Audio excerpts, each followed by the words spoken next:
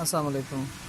ये कूलमैन कंपनी का गवर्नर है और ये गैस जनरेटरों में इस्तेमाल होता है। इसकी जैक की जो है वो तारें नहीं थी, इसका अपना हार्नेस जैक नहीं था।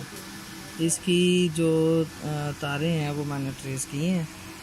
ये अगर आपके पास जैक ना हो इसका हार्नेस, तो ये इसकी कट के ऊपर वाली ये वाली जो वायर है इसके ऊपर ए लिखा हुआ है।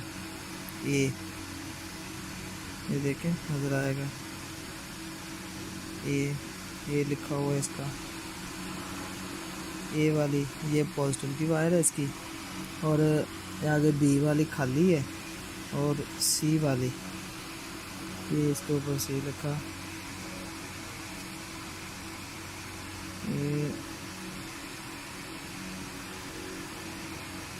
ये देखें, मैं आपको दिखा सकता हूँ।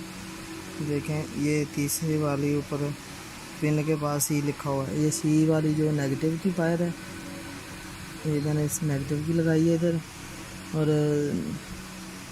DEFGH और IJ सेंटर में दो इस तरह मुखालिफ साइड में आपस में सेंटर में सिर्फ दो तारें लगी हुई हैं, ये 2 MPU की हैं। ये कूलमैन कंपनी का है गवर्नर।